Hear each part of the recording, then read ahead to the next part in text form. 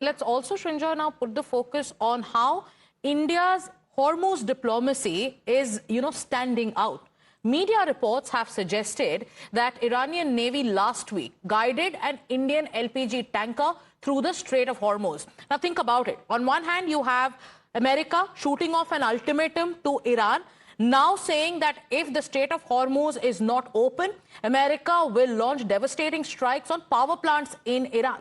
At the same time, we've been seeing how India has been engaging with global players, and only last week there are reports suggesting that the Iranian Navy guided an Indian LPG tanker through the Strait of Hormuz.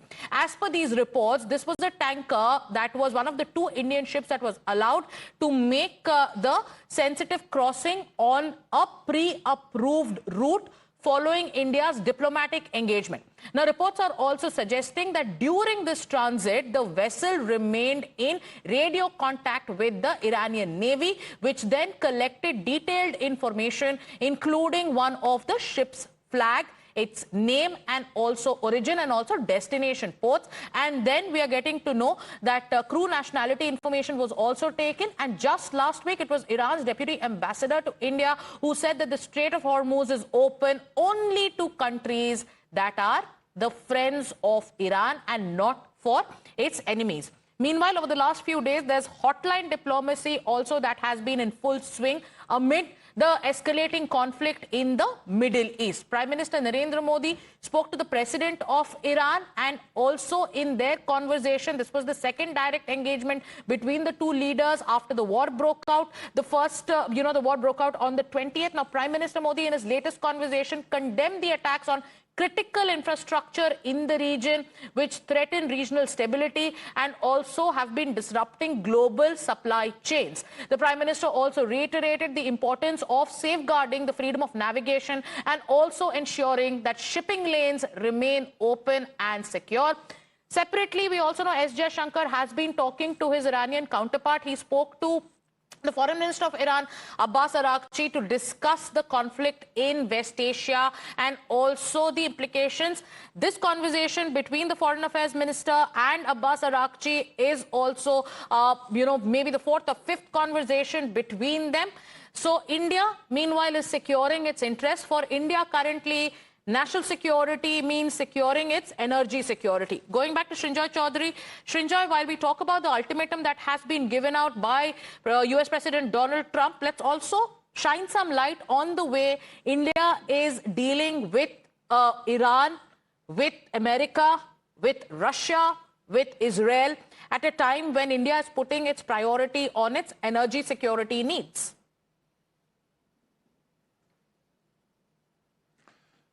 India has 1.4 billion people. That's a lot of people. And India has to look after, the Indian government has to look after all these people. So national interest comes first. And India, fortunately, is not involved in this war or involved in any war at this time. India has not taken sides in this war. India has not taken sides in the Russia-Ukraine war, the two major wars going on. India has not taken sides in the problems that Israel had with the Palestinians and the Hezbollah. But importantly, India wants peace. And India wants peace all over the world. This is the point India has been making to everybody. Here, as far as this one is concerned, India has to keep in mind the people of India and the requirements of the people of India, the petroleum, the LNG, the safety of the 9 million people, the safety of Indians in Iran. They had to be taken out via Azerbaijan. So all of these things had to be kept in mind. India has been speaking with the Iranians. The Prime Minister was in Israel just before the war began. India has been in touch with the Americans. So India has two real roles here. One is to ensure that the people of India are safe and are in good shape. And the other is do everything it can to ensure the war ends. But how can you end a war? How can you work towards ending the war when all three people fighting this war are not ready to do so? All right, so now let's put our focus on how India is securing its energy needs. Thank you so much, Srinjoy, for joining us on this broadcast. And let's shift our focus to Aqua Titan, the vessel carrying Russian crude that has arrived in India. It is currently anchored mid-sea. And my colleague Neha is constantly getting us reports. She's been telling us about the significance of the arrival of Aqua Titan. Now, a total of 5 vessels carrying LPG and crude oil have arrived at different ports in the last 1 week itself. 2 of them arrived in India in the last few hours. Here's, you're looking at the visuals of Aqua Titan, which is the first and exclusive pictures of how Aqua Titan arrived. It is a Russian vessel carrying crude oil. Now, this has been about how India has been ensuring that its energy security needs are secure. There are 1.1 lakh tons of oil that will be offloaded at Mangaluru coast later today. Now, Russian oil tanker, this was a tanker that was first headed to China. But what happened has been touted as unprecedented. It took a diversion. It reversed its course in the South China Sea, and then India became its destination, its new destination. Take a look at these reports filed by my colleague Neha Hebale. Just off the coast of Mangalore, we're here at the SPM, or the single mooring point of the MRPL, where Russian vessel Aqua Titan, in fact, has made its way here to the port. What, of course, you'd be able to see is it's not just about the crude oil that's being brought in right now from Russia at, of course, nominal prices, but the fact that this is a massive diplomatic win now for the country. Remember, this vessel that you see that's carrying crude oil that would, of course, be transported from the MRPL's pipeline further to the facility and in turn, of course, to the country, is something that now, of course, goes on to mark the kind of significance that this has.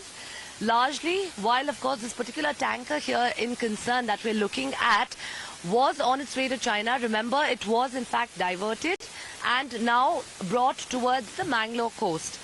What we also, of course, gather at this point in time is that vessels of the NMPT, of course, that have been brought in here, that are acting as the tug vessels now, in turn, would be ensuring that this entire operation is completed.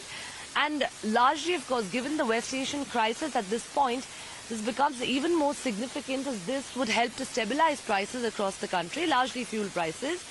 More importantly, this is, of course, while one of the vessels that has come in from Russia, we're also gathering that there are likely to be more vessels that are coming in. Times Now, of course, has been on ground from the start, and we would continue to bring you the latest as we've come this up close to this vessel.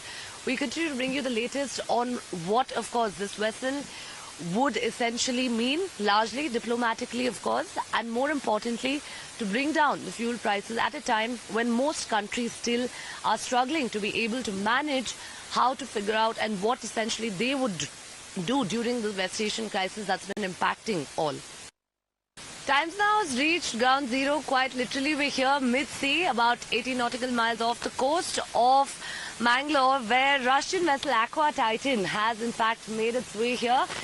We're bringing you visuals, of course, of the Russian vessel. This is carrying about 1 lakh ton of crude oil. But remember that, diplomatically, this is a massive win now for the country, because at a time when many countries are struggling to, of course, source basic resources like oil, given the West Asian crisis, India has managed to do that. Now, this crude oil that's coming here from Russia, remember, the vessel was initially on its way towards China, and after diplomatic talks, it was later diverted towards India. What we also gather at this point is that this particular facility of the MRPL here would be receiving the crude oil from the Russian vessel through pipelines that have been laid undersea, and further, once this is, of course, transported towards the MRPL facility, in turn, that would then be, sent out to various parts of the country, depending on the need.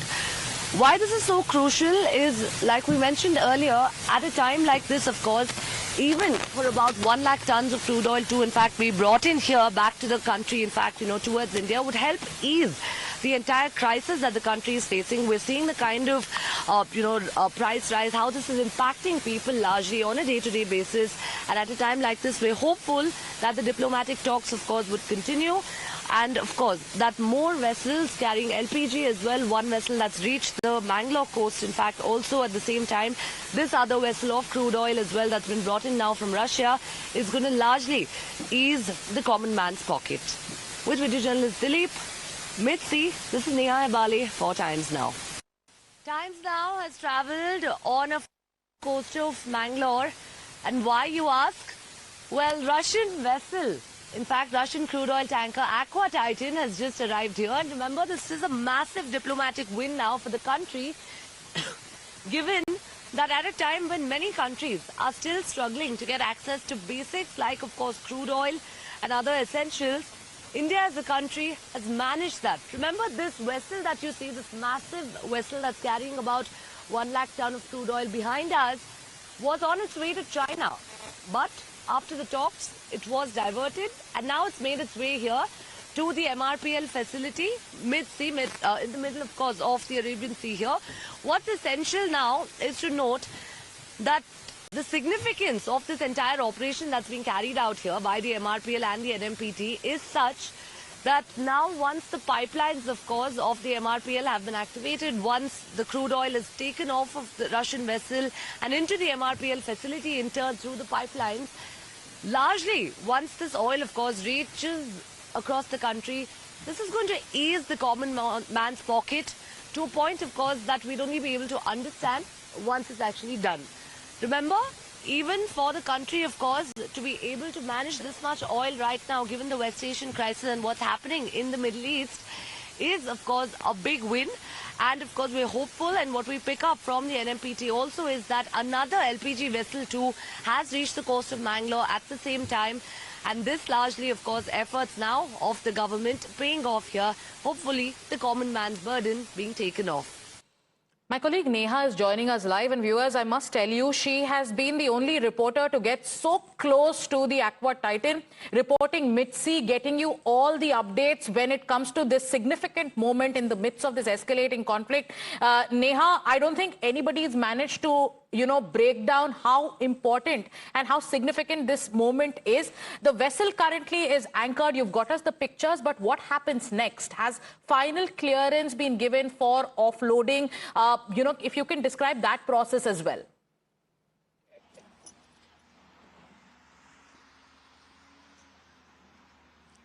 Well, absolutely. Times Now, of course, standing for action begins here. And it's impossible for us not to be where the action is at all times. And essentially, of course, that's why we've decided, in fact, of course, we managed to, of course, make it all the way 18 nautical miles away from the coast of Mangalore till mid-sea, till that facility of the MRPL there, where, of course, the Russian vessel has arrived. To break it down very simply for our viewers who haven't, of course, been able to have this kind of access. Very simply put, an MRPL pipeline, of course, that would be connecting to the Russian vessel. That operation was underway at the time that we were there. That particular pipeline there being connected to the Russian vessel from under the sea, using, in fact, the subsea pipes and others as well, would, in fact, make it all the way here to the port, to MRPL's facility. And in turn, from the MRPL facility, would then be dispatched to various parts of the country, depending on the need. Now, diplomatically, of course, while there's been a lot of talk of how many other countries too, in fact, have had their efforts on to try and, procure basics like crude oil, like gas. Some things that are so basic have now, essentially become very difficult to procure. Essentials that we're referring to. And at a time like this, of course, India managing this massive diplomatic win here, hoping that, of course, this would now ease the burden. Largely, we've seen the kind of impact that, the entire West Asian crisis has had, not just on India, but on several other countries as well, particularly, of course, the Gulf and Middle Eastern countries. But now, with this big diplomatic win, given that the ship, remember, the vessel was initially on its way to China. Right. And after those diplomatic talks, it's, in fact, taken a turn now back towards the coast of India. Absolutely. And it's a large vessel. It is one of the reasons why berthing did not happen. And the entire offloading process, when it comes to offshore transfer, is also going to be extremely complex when it comes to normal docking. Neha, we'll keep coming back to you to get us all those details. But once again, Times Now leading the coverage, only channel to get so close to the Aqua Titan as it brings Russian crude to India, as deft diplomacy, delivers, and how India is securing its energy needs. Thank you so much, Neha, for joining us on this broadcast. Taking a short break. We'll be back with more news and updates.